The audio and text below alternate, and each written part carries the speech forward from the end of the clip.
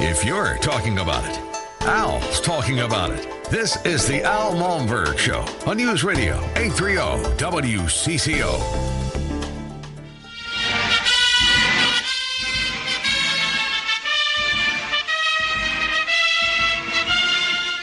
It's time for the World of Aviation on 830 WCCO. Sponsored by Academy College of Aviation in Bloomington and Thunderbird Aviation, with locations at Flying Cloud Airport in Eden Prairie and Crystal Airport. And now here is your host, Al Malmberg. Thanks, Sherm. Tonight, we're going to speak with one of the best aerobatic pilots in the country. She's also a retired airline captain and has been the recipient of far too many awards for us to mention in 1 hour. Joining us now, the real deal, Captain Julie Clark. And Captain, welcome back to the show. It's good to talk to you again. Hey, great to talk to you too, Al. How are you? I'm doing great. Hey, how many annually? How many air shows do you do? Typically for a year, usually 18 to 20 shows in a typical year. And how often do you change the shows that you're performing at? Do you mean the locations? No, as far as routine. The actual routine, I've changed it very slightly over the years, but I've been flying to the same song because I'm so patriotic, and I've been flying to Lee Greenwood's God Bless the USA, I hate to say, Al, but since 1984, because it's such a wonderful song that really says it all, in my mind, where our family and patriotism, where America is coming from and what it stands for. And it's fabulous, and I bet you Lee absolutely loves you doing that. He's actually a personal friend of mine, and he endorsed my biography book back in 2004 when that book first was released. Yep, and I'm holding it in my hand, and the pages, believe it or not, I've broken the binding. You're so funny. Now, do you have the hard book, the hardback copy? We have the hardcover that the first time we had you on the World of Aviation. Okay, and since then it's been through 2 more printings, and then I bought the rights through the publisher, so now it's out in hardback copy through Amazon. And the pictures aren't in color anymore, but it's for $15 versus $25. Well, it's a wonderful book. The name of the book is Nothing Stood in Her Way, Captain Julie Clark. One of my favorite photos in the book, Julie, is 1969. I think you had just soloed in a Cessna 150. Yes. And the smile is infectious, and I'm just curious, how long did it take for that smile to leave your face after soloing? Boy, a long time, because it was I won't say it was a long time in soloing, but I had been orphaned at 15, and it was a long haul just to get flying lessons going. So I didn't really solo till I was I started flying when I was 19, but I didn't get to solo till I was 21. Wow! Just because of every chance I got to go take another flying lesson, and unfortunately I would forget, or miss out on a lot because I couldn't take flying lessons, in a really good consecutive order of time. Julie, some people, when they go through tough times, some people go into a shell, and other people just rise well above what has happened in their lives. That it was so tragic, and you were one of those. Your father's death, did that motivate you to do something great? Al, that's a good question. It might have motivated me, but more so, I was already just hooked on wanting to fly.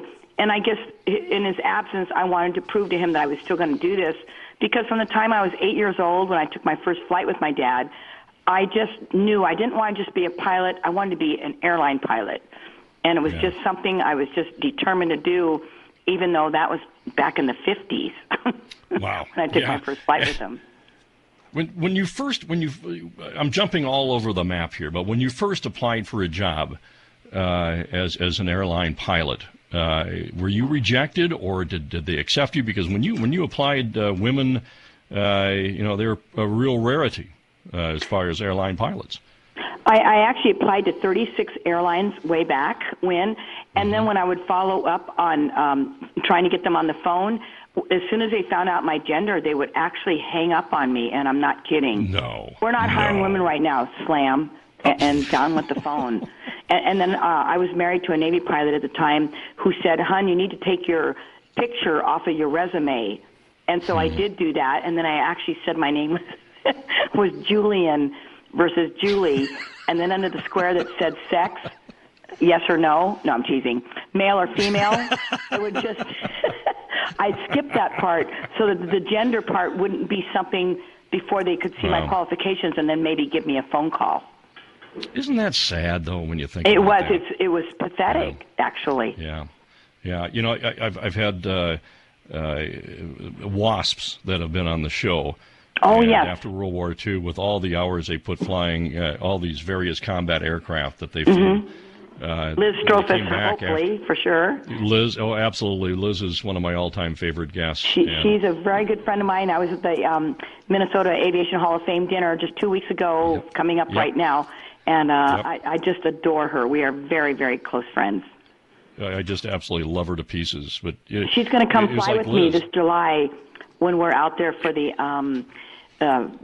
Flying Cloud is having an event at their airport at Eden Prairie, and so we're going to give her a ride that weekend. Oh, wonderful. Yeah, that'll be a fun time. I think the last plane she flew was an F-16. Yes.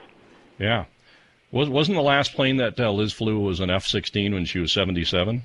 Oh, I did. Oh, my gosh.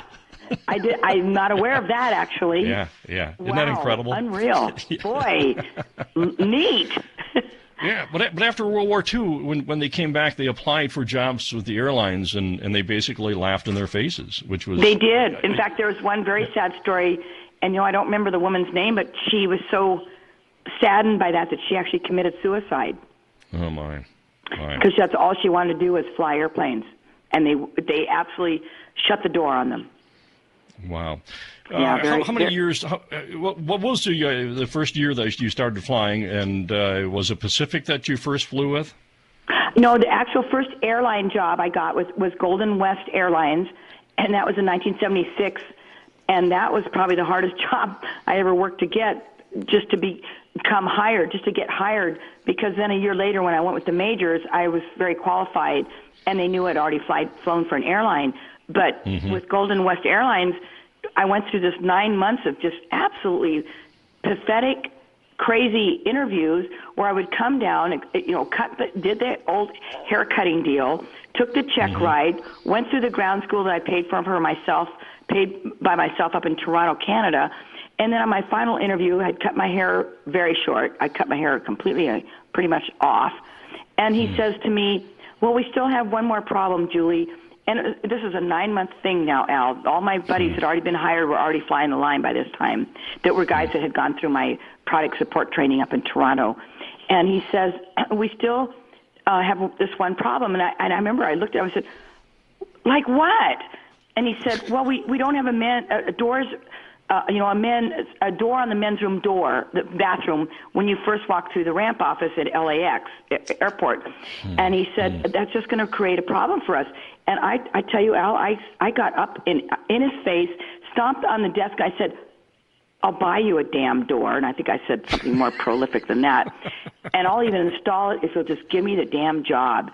And he looked at me and goes, I really like your spunk. When can you start? And I looked at him, I said, I could have started 9 months ago. And that was on a Friday, and on Monday I was in ground school. And that was 9 months that I felt that had been, I won't say wasted. I got to know this chief pilot very well, and he got to know me. But it was very pathetic that I had to go through all these hoops. And then he liked my spunk and hired me on the spot. His name wasn't Lou Grant, was it? No, it was Captain Abe August. Captain August. He was chief pilot of Golden West Airlines. And ended up being a very good friend of mine. And he didn't want any kind of publicity where the news was all over this deal. And I think that's honestly why he wanted me to cut my hair short. And he just kept the news media out of it. And then a year later, when I got hired with Hughes Airwest, which is now today part of Delta, the media were all over me, and the airline let that happen. And it was detrimental to the way I tried to do business as being a good first officer and trying to do my job. And the news media were just following me around like animals. It was horrible. So I have to say my first year with Golden West was a lot of fun. They just kept me out of the news. People wrote articles on me, but they didn't allow the media to come out to the airplane and be a part of my job. And it was a lot nicer. the reason I asked you if it was Lou Grant, the Mary Tyler Moore Show, when she got hired at the TV station. Lou Grant. And he said to Mary Tyler Moore, "You got spunk." Yeah. He said, "You got spunk," and she said, "Well, thank you." And he said, "I don't like spunk." Oh, this is so funny. All of a sudden you said Lou Grant again. You're right, and that was the word he used. He goes, "I like your spunk. When can you start?" and I literally said, "I could have started 9 months ago." He just put me through so many hoops that were just ridiculous. But I played the game and tried to be as patient as I could. But it was difficult till that day when I really thought I was going to get hired, which I finally did. But when he said we had one more problem, and it was such a ridiculous problem, that I got right in his face. And I remember sitting down and said, "I'm so sorry. I'm just so frustrated. This has been a long, hard row." And he just looked at me and goes, "I like your spunk. When can you start?" And it's like you want to slap him and kiss him at the same time. I think you should have at least slapped him. Yeah. Julie, we are going to take a break, and you brought up the press. When we come back, we're going to talk about the press because I think that it's important to do that. And I hope members of the press are listening when we do that. Julie Clark is our guest. The book, available now on Amazon.com, Nothing Stood in Her Way, Captain Julie Clark. And it's a great, great read, even if you are not in aviation. The World of Aviation is brought to you by Thunderbird Aviation, with locations at Flying Cloud Airport in Eden Prairie, and also at the Crystal Airport, and by Academy College of Aviation in Bloomington. This is 830 WCCO.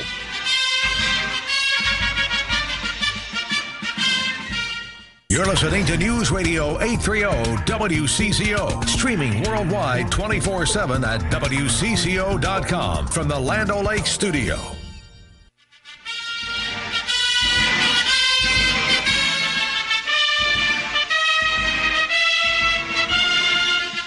Welcome back to the World of Aviation. I'm Al Malmberg. Julie Clark is our guest. And the book, Nothing Stood in Her Way, Captain Julie Clark, and it's available at Amazon.com.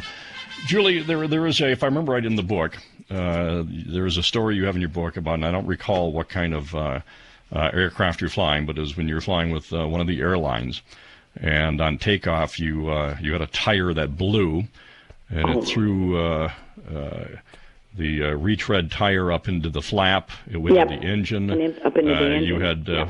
You had full fuel on board, so you couldn't return to the airport.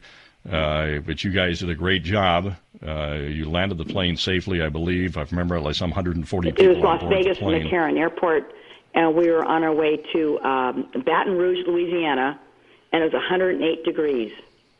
And it was so hot, and just these poor retreads just couldn't handle the heat on the runway, and next thing we knew, the retread blew and went through the flap and right into the engine just as we rotated.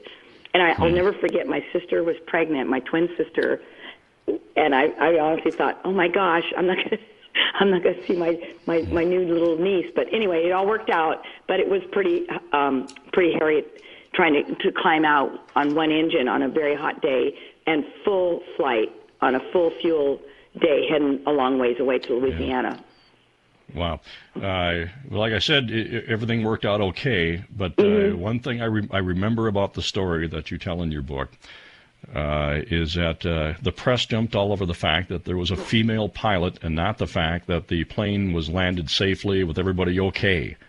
That had to have been extremely frustrating for you. It was, and it's funny, when we landed, I was leaning out the window and I was wearing red nail polish because that's what they said. They realized they saw the red nail polish. And the headlines the next day, Al, I'm not kidding, said, "Pilot of disabled jet believed to be a woman." And that was the headlines on the next day's newspaper in Las Vegas. I loved it. Believed to be a woman. I have my daughter-in-law here listening and my granddaughter, and they're both laughing right now because they probably remember that story. But anyway, back in those days, that was in the early 80s. I think it was 82, 83 when that happened. But, Julie, when you saw that, did you laugh or did it anger you? What was your reaction? I laughed. At that point in my career, I'd been with the airlines for years, and no, you have to just laugh and feel sorry for the, I guess, the mindset of the press at that point, And then they had to tow us to the gate because we'd lost all our hydraulics on the right side. We had no idea what kind of braking we had. We had no reverse thrust, no slats and flaps on the right side. It was an ugly situation. We had no idea how we were going to brake and get stopped in time, which we did. But they towed us to the gate, and that's when the news was. And see, the reason is the DC-9, the MD-80, has no fuel dump systems in that airplane. So we had to drill around for a good 45 minutes to an hour to burn fuel at a very high rate to make us get down to, we were still over 10,000 pounds over our landing gross to land. So that creates a lot of paperwork, plus you don't know how the airplane's going to react. But that was the reason. So when we landed, they had helicopters all over that airport because we were up there waiting to dump fuel and circling out over Lake Mead. I remember that flight so well, and so that gave the press plenty of time to be there when we landed and had it all on televised. Yeah, but it all worked out fine. But it was so funny. The newspaper, believed to be a woman, not for sure. Yeah, sex changes back then weren't the big deal. Yeah, I mean, you've got an airliner that is in a tough situation, and rather than focusing on great airmanship, they focused on the fact that. And we were Republic Airlines back then. We were the product of Hughes, Airwest, North Central, and Southern coming together, and we were Republic Airlines, and Northwest then bought us in 1986, and then I flew for another 20 years after that.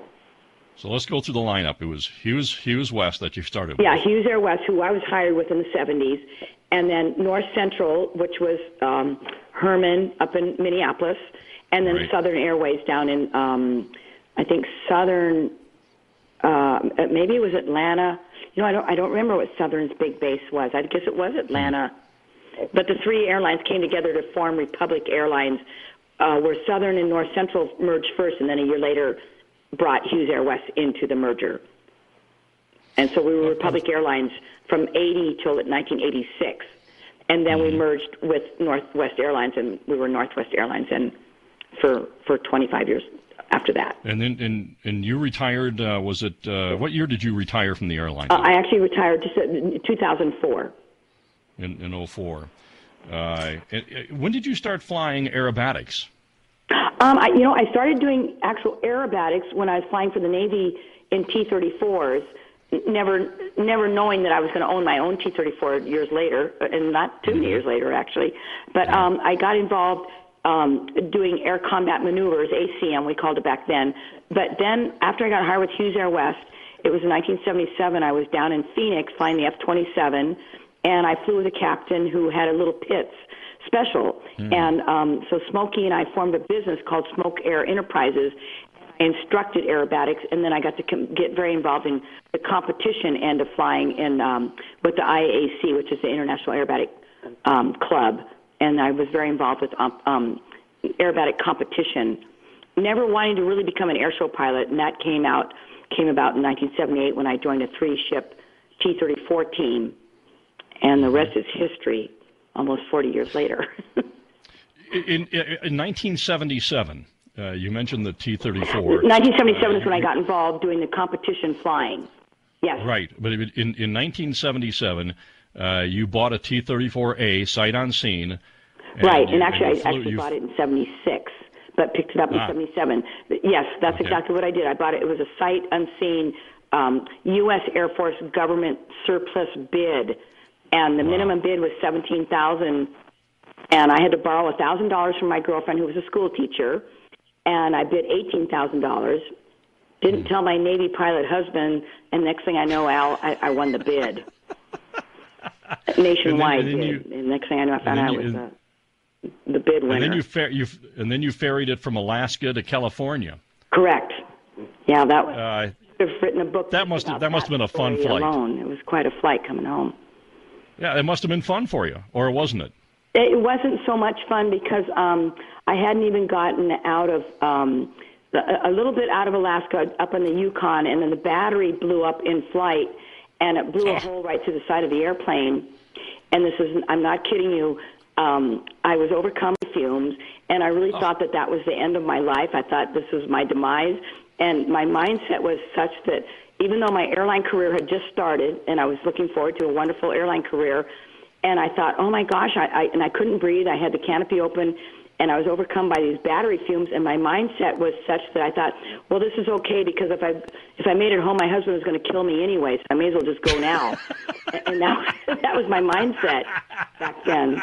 But I was able to land on a dirt strip with these guys that were just bush pilots, and we disabled the battery. But then the whole rest of the flight from just south of Whitehorse down the Yukon on the Alpine Highway, I was able to fly home with the gear down, no radios, no electrical, no navigational aids, except a wet compass all the way to Los Angeles. And it was quite the trip. Were you using landmarks to guide you? How did you do it? Yeah, I just used landmarks and maps and charts that I had with me, and then I had to call ahead and land at major airports. And the reason I had to do that is because it was a 24-volt system, and back in the 70s, little airplanes were not 24-volt systems. They were all 12-volt systems. And so I had to land at these major airports to get external power start carts to get me started again. So I would give these, I'm trying to remember some of the major airports I landed in. One of them I know was Calgary. But I had to land these major airports that knew I was going to be coming in, give me a light gun, and try to be within about 15 minutes of when I thought I'd be there. But with the gear down, the engine was overheating, the oil temp was way up there, the oil pressure was way low. It was a terrible flight. It was just a terrible flight. And then, of course, when I got home, my husband did pretty much have my butt. You were talking about anyway, the I got the tower airplane giving home, you... and I tell people it's still my best friend to this day. It's almost been 40 years since I brought that airplane home, and it's my best friend because it can't talk and it can't read.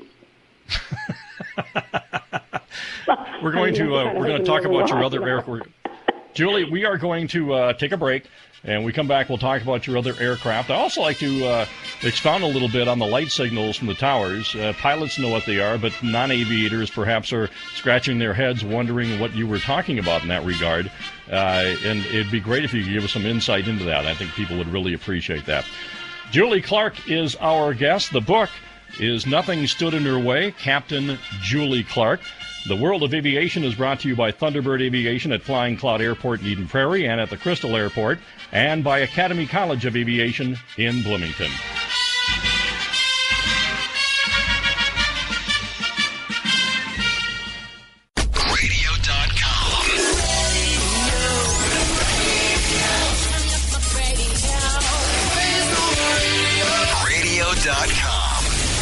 You're listening to Al Malmberg on News Radio 830 WCCO and WCCO.com. And you're listening to the World of Aviation here on CCO. Julie Clark, Captain Clark, is our guest. The book is Nothing Stood in Her Way. And Julie, during the last segment, and you talked about the tower using lights to signal you is exactly what to do. Could you explain to the audience, especially those who are non-aviators, how that works? Sure. If you should become what they call NORDO aircraft, and NORDO means no radio, and really if you should come into the airport traffic area with a control tower and you wag your wings, they pretty much know, oh, that's a NORDO aircraft, which they call NORDO, no radio. And so a green light obviously means you're clear to land. A red light means you're not clear to land. And I have to say, I don't remember all the lights offhand because you don't do it very often, but there's certain signals that mean, like a blinking red light means go away and come back later. And then on the ground, if you get a green light, that means you're cleared to taxi. And green light, you're clear for takeoff. Obviously, a red light means stop and stay where you hold short. So sometimes you got to pull out your little chart of all the NORDO light signals, which are it's so rarely used in today's, and even back in the 70s, because radios are very much pretty reliable, and most airplanes have more than one radio. So if one fails, you have a backup. I wanted to thank you for not remembering, because I taped all of the light signals. I taped all the light signals on my kneeboard. I remember all the signals, but I remember when I knew I had to do that, I went and looked it all up before I went, continued on that flight. So because there's some where it's blinking red or blinking green. Yeah. which sometimes means hold your position. Right. I just don't remember them all. Terrible, isn't that? How many hours do you have in your logbook at this point? I think when the book came out, you had around 27,000 hours. Oh gosh, well I'm now just under 33,000. Wow. And I only know this because my insurance company, every April I have to add them all up. But and I know this I have now just nearly 11,000 hours alone just in my T34, and I'm just under 33,000 hours. And I'm very proud to say accident-free hours.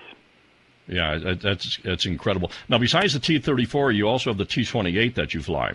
I do. Mm-hmm. Yep. In fact, I bring that out to Minneapolis. You know, I still have my home on Sky Harbor Air Park, and I consider myself a Minnesotan because, first of all, I pay all my taxes, but I'm there 6 months out of the year, and I've lived there now 27 years. So I'm the Minnesota connection, they call me at my... my granddaughter just looked up all the light signals. Very good, Emma. Here they are. Oh, my gosh. Are they flying, Julie?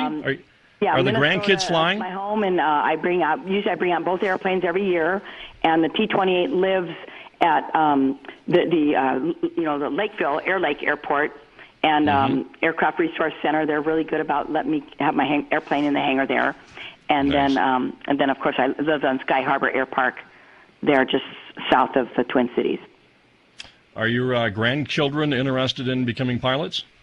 Now, Emma, she's shaking her head right now. Now, just today, my little 8-year-old, who's now just turned 9, but we've always had it that when you turn 8, you get to fly with Grandma Jules.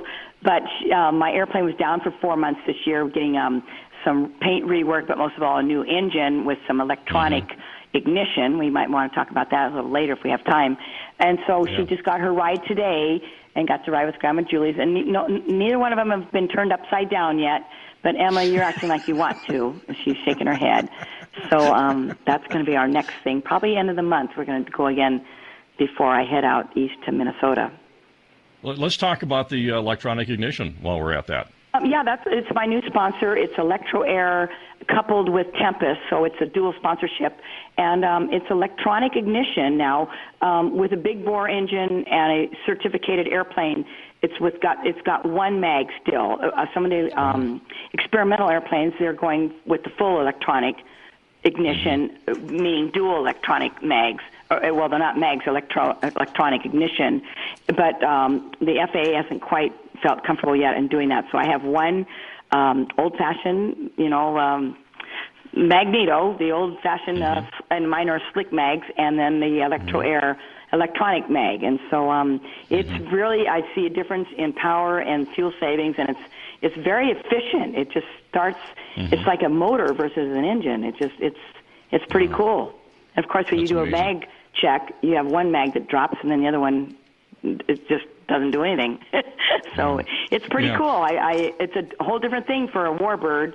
So I'm trying to promote this in the T-34 fleet and the Bonanza fleet and anybody who runs IO-520 engines or 550 engines.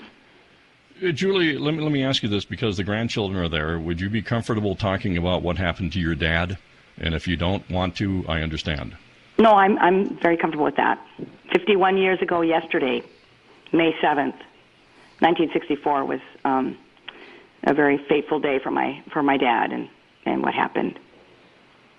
Could you go into detail as to what happened to your father? Well, the very sad thing about this whole thing with my father was that he was chief pilot of the airline, Pacific Airlines, which became Airwest, Hughes Airwest, Republic, Northwest Delta. We'll have a quiz at the end of this talk.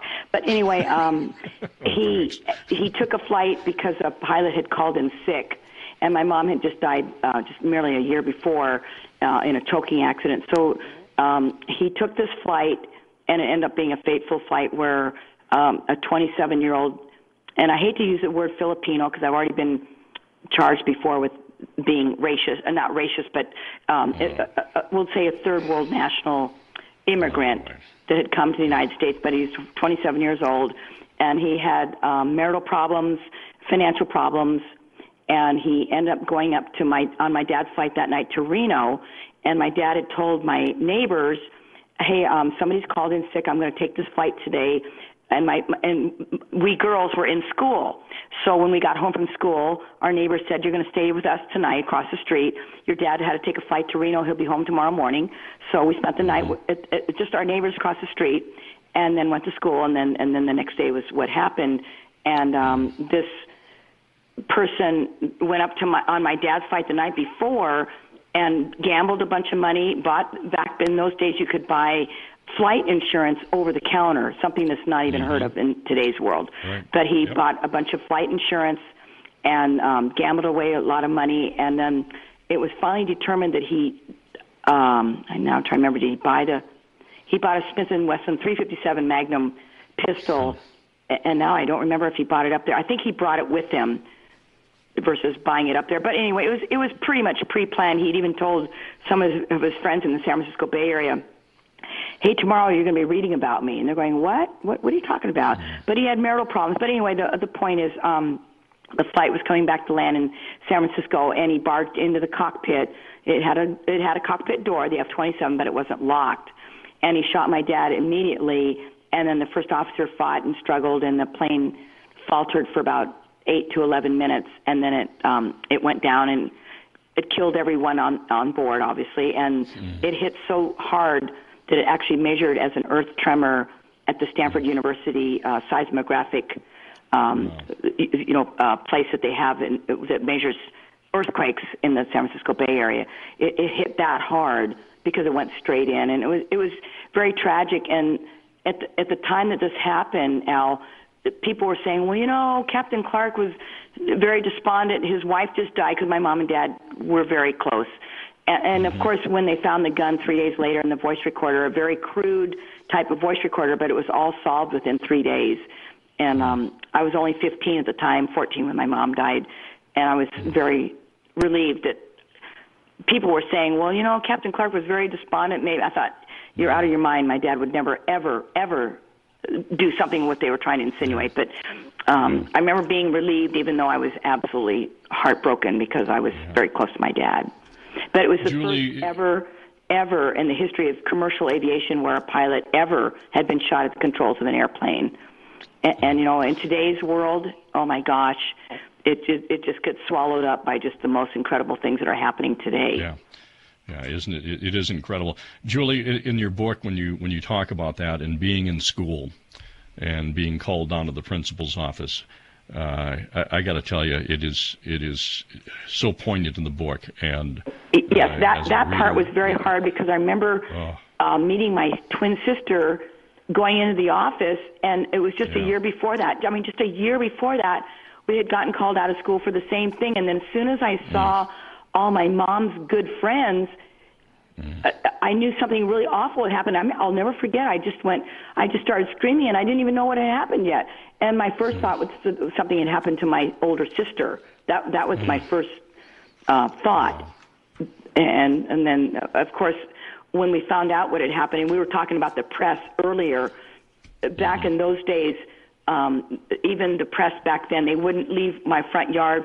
They were all in our front yard for 3 weeks. I remember trying to get back to school and going to take the bus and walk to the bus station. And my twin sister made it, and I couldn't handle it, and I went running back to my house because the press were all over us. It was the biggest news that my sister, who married a guy from Belgium, his mom was in Belgium, and it was headline news in Europe. I mean, headline news, because nothing in the world had ever happened like this, ever. And it was just horrific news when it came, almost as horrific as what's happening today with the German Wings flight. Yes. That broke my heart to hear that horrible story of one, disgruntled individual to take 150 lives. And, of course, I've got a few calls about that even when that happened. Somehow they still remember this and that I became an airline pilot, and I still get phone calls every time something really horrific like that happens. I bet. Julie, we're going to take a break. We're speaking with Julie Clark. The book is Nothing Stood in Her Way, Captain Julie Clark. It's available at Amazon.com. You're listening to The World of Aviation, brought to you by Thunderbird Aviation, located at Flying Cloud Airport in Eden Prairie and also at the Crystal Airport. and by Academy College of Aviation, located in Bloomington.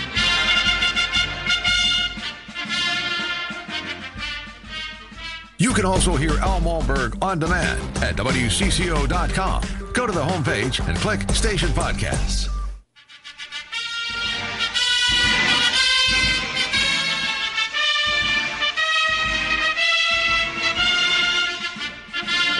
Welcome back to the world of aviation. Julie Clark is our guest. The book is Nothing Stood in Her Way, and the book is available at Amazon.com and also other locations.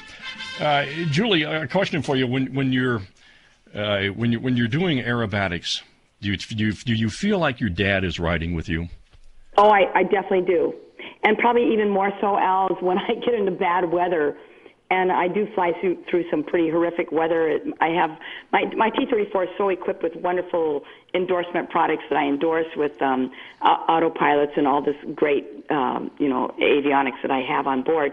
And I think I'm going to mention Modern Avionics of Flying Cloud because they outfitted my airplane back in 2001. So I want to thank Kurt Shandell in case he's listening, but he probably isn't. But anyway, I'll be flying through this just horrific weather, and I'll go, Dad, just get me through this. Please just get me through this bad weather, especially if it's bad rain or thunderstorms or something. And then of course it all works out, and the next day I'm back doing it, going, Dad, one more time, okay? Because he's always on my shoulder. God is on one shoulder, and my dad's on the other. That's wonderful. So, how many air shows do you have planned for this flying season, the air show season? As far as events, because I'm working with Tempest and Electro Air, I'm doing a lot of these AOPA fly-ins, and one of them I will be up at Blaine, Minnesota. So I do want to mention that. I believe that's in August. I want to say August 11th. I'm not sure, but we're doing all four. They're doing 5 AOPA fly-ins to promote this electronic ignition that I'm touting right now. And then I'm not sure how many air shows I've got planned, but if people want to look at my schedule, it's julieclarkairshows.com. And I'm not doing quite as many air shows I did last year. Last year we did 18, and that kind of wiped me out.